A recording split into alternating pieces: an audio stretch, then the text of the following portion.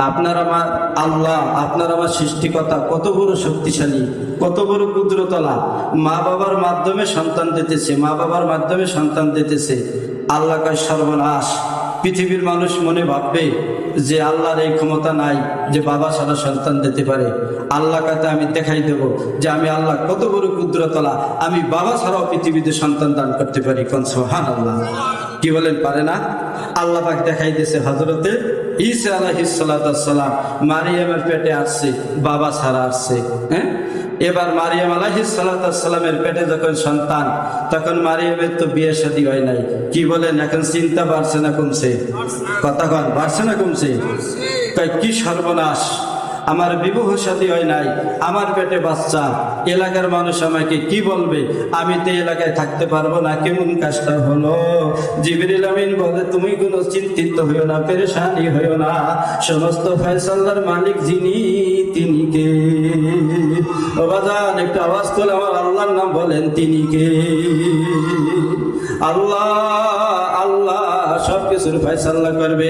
ও বাজান, এখন তো মারিয়ামের পেটে বাচ্চা, আস্তে আস্তে দেখা যায় পেটে বাচ্চা মনে হয়। মুসল্লিরা তো বোঝেনি হুজুরের দোষ পাইলে কি অবস্থা। ইমাম সাহেবের যদি একটা দোষ দেখে, এক স্থান থেকে ভাড়া দিয়ে অন্য স্থানে যেয়ে দুর্নাম করে আসবে, কথা কয় না। ইমাম সাহেব আগে হাঁটে, এটাও দোষ, জোরে হাঁটে, এটাও দোষ। ইমাম সাহেব মোটা হয়ে গেছে, দোষ। ইমাম সাহেব শুকিয়ে গেছে, দোষ। ইমাম সাহেব বেশি খায়, দোষ। ইমাম সাহেব কম খায়, এটাও দোষ। কথা কম না কেন? ইমাম সাহেবের বাতের বাড়ি যদি আগে পাঠায়, দোষ। অনেক মহিলারা কয়, না রে জোসনার বাবা, কি ইমাম রাখছো, 12টা 9 বাজার আগে বেটার খিদা লেগে যায়, বাড়ি পাঠাইতেছে দেহ। আবার যদি একটু পরে পাঠায়, কয় জোসনার বাপ, কি ইমাম রাখছো কে বাজার গিয়ে বেটা কোথায় কোথায় থাকে, আরে বাদ দিয়ে আমরা খানা খাবো, কোনো খবর নাই। ইমামের দোষ আছে কি নাই? তাহলে মারিয়ামের দোষ বেশি না কম? অবাদান মুসল্লিরা কি বলতে পারে? এখন তো মারিয়ামের বাচ্চা পৃথিবীতে আসার সময় মারিয়াম আলাইহিস সালাম আল্লাহর ঘরে সারিয়া লজ্জায় বহু দূর চলে গেছে। একটা মরা খেজুর গাছের সাথে টেক লাগাইয়া হযরতে মারিয়াম বসা। এদিকে মুসল্লিরা নামাজে যায়, দেখে হযরতে মারিয়াম নাই। মারিয়ামকে যাই দেখে একটা খেজুর গাছের সাথে টেক লাগাইয়া বসা।